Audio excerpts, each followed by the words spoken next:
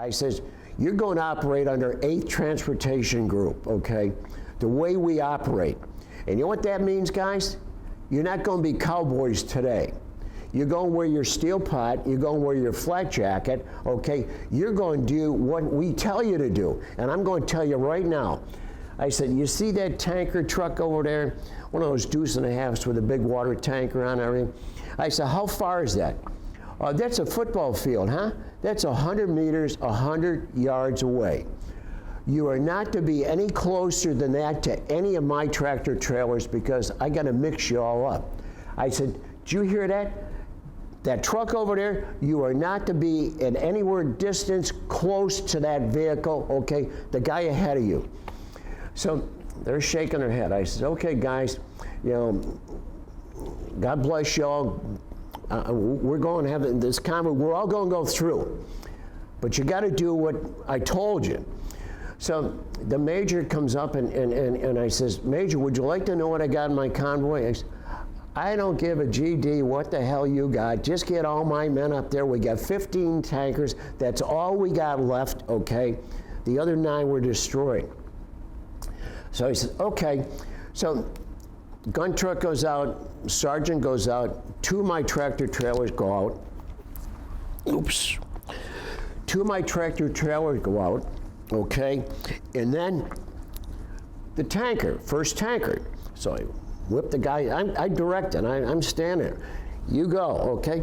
2 more tractor trailers, next tanker goes out. So 4 of my truck, then I got 2 more. And all of a sudden, here's this major running over to me.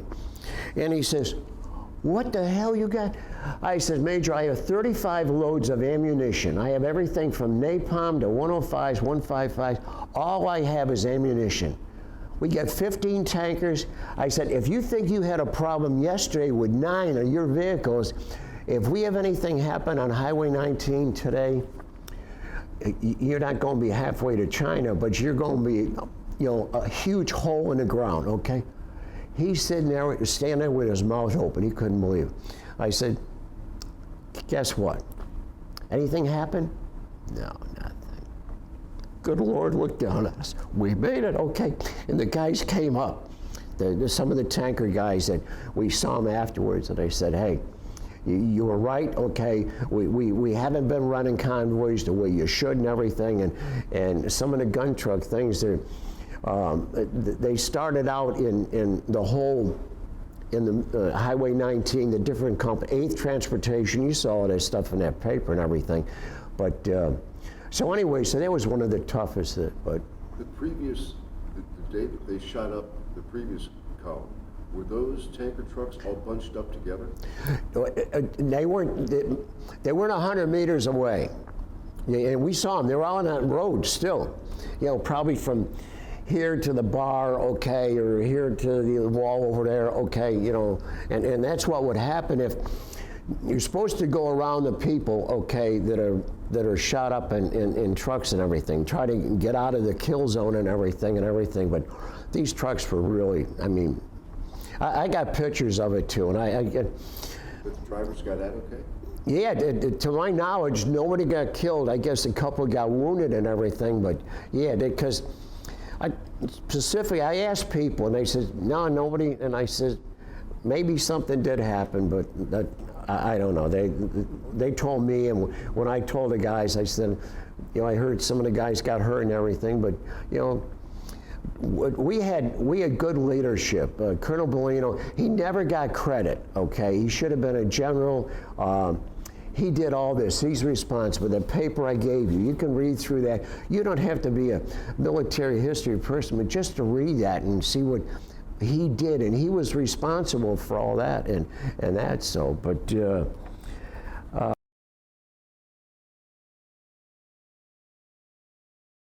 absolutely. And it was December 4th. Okay. I'm in on K. The convoy is stopped because we haven't switched over the frequency to the next 50 miles, and all of a sudden here's Colonel Bellino coming up in his Jeep, and he says, Lieutenant Donegan, he says, get all your gun trucks, ambush alley, big ambush and everything. So I call my sergeants and everybody. We all set sail. We go out and help them and everything. So, and that's some of the roads were all the roam plows. The engineers already delivered. Rolled them all down. Flattened them out and everything. So we get there and everything, and I guess a half hour, 45 minutes later, so we get back to the Jeep, and my driver says, "Lieutenant, your pants are all blood." So I pulled pants out of my boot and everything and spit on my hand and wiped my knee. I said, "Geez," I said, "I must have hit my knee on a rock. I chipped my kneecap, and there's something there, and there's a small gash." And I said, "Geez, I didn't even know it or anything." So I thought nothing of it, okay. I'm the convoy commander, okay, that's back. My convoy of, I think we probably had a couple of March units of 35, so 70 vehicles and maybe even a little bit more than that. I'm the overall convoy commander. So we get up there and everything, that's it, okay? So I processed out of the military in Fort Lewis, Washington, and a medic says, did anything happen over there? I said, yeah, I said, convoy got ambushed, and I got all my men, we come up and we helped them and everything, and I hit my knee on a rock and everything, and I said, there's something there, and the guy says, holy jeez, there is something there. He said, the x-ray technician's gone home, it's 5 o'clock, or gone back to his barracks. You gotta stay here the night. And I says, doctor, I says, no way. I says, I'm going to see my girlfriend in Maryland, 2, 3 o'clock in the morning. Okay, just put down on my record, there's something to Lieutenant Donegan's knee. Okay, so he did that. So 5 years later, I'm playing basketball. At St. Patrick's School, I played 3 years of varsity basketball, started in 4 years of baseball, started all 4 years, made all city, center field, the whole business. So I was a good athlete. So I'm playing basketball this night, I get my bell rung. I mean, I'm seeing stars and my knee hurts like hell and everything.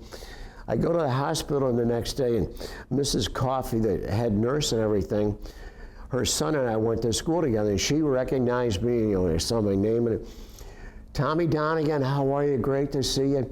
She says, Tommy, you got a torn cartilage in those days, meniscus, I guess today, whatever, and you also got a bullet in your knee. I says, what?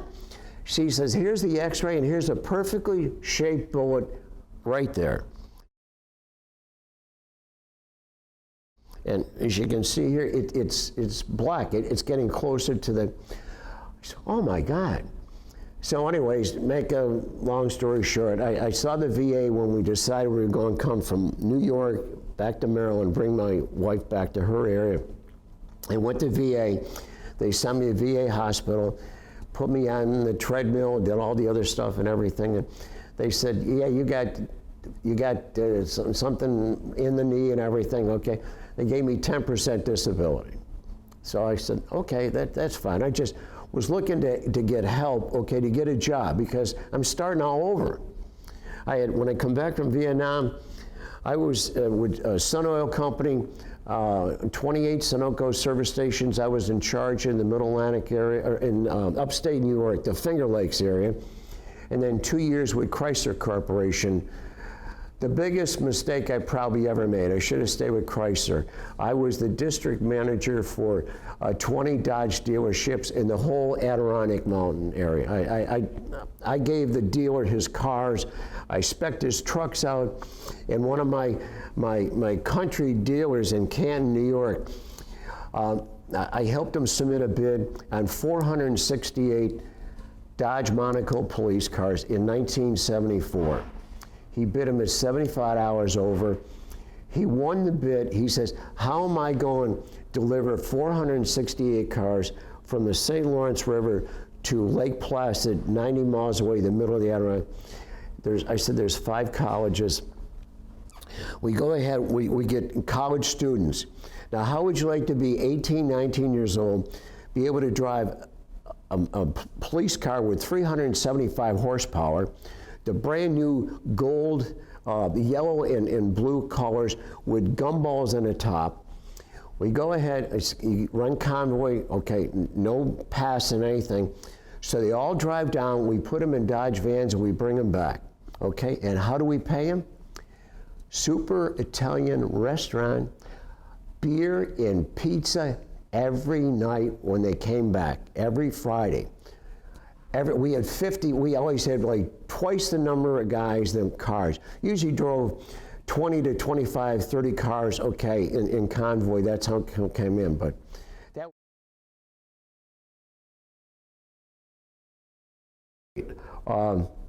One of the other things I did in Vietnam, okay, and this, we okay here? I'm telling, Yeah, and okay.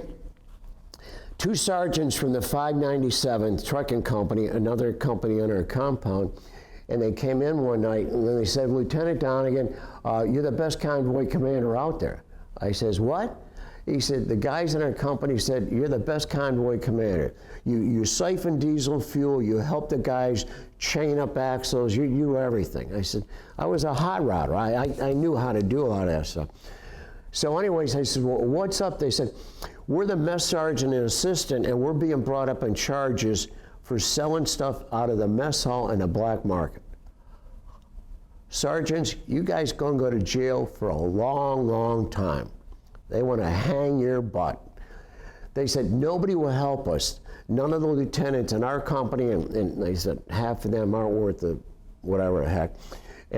But everybody and all the drivers said, this guy Donegan, he's good. He takes care of all his men and the men from the other companies, because we all shared, we were all together, okay? So I said, guys, I'd rather have Charlie taking shots at me and everything. And they said, we need help. And I says, you better get somebody with some military, judicial experience, because I don't know anything about that. I was ROTC, I was a history major. What do I know about? So guess what? 2 weeks later, Perry Mason Donegan becomes Perry Mason. I become their defense counsel. I said, oh no. So I go to judge advocate to find out how to be a defense counsel. First thing they said, don't ask the sergeant, did you do it or you didn't do it? Don't say anything like that. So they had some other guidelines, whatever, what they are, I don't know. So anyways, we go to trial, and instead of having a joint trial with the two guys, the trial counsel pulls a quickie and wants to prosecute the sergeant, the lead sergeant and everything. So the other guy, kind of thank God, the other guy should have been an officer or whatever. The guy was brilliant, smart as heck, had almost a photographic memory. I mean, he could quote things like you were just unbelievable. And I got to have him go up and testify on some of this stuff and everything. And then the sergeant, we got him up. And guess what? Perry Mason worked. I got him off. I got the sergeant off, and the other guy, charges dropped against him.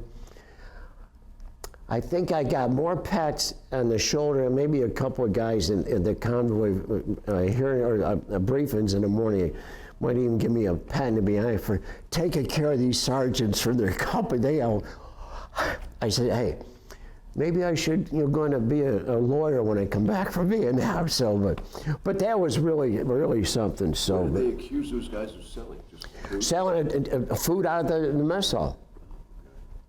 Food out of the mess hall and everything, and they would go out every morning, okay, to pick up the Vietnamese workers that did some of the cooking and did all the, cleaning the place and all that, and but I don't know how I did it. I don't know, the good Lord looked down upon me, I guess, and everything. So, but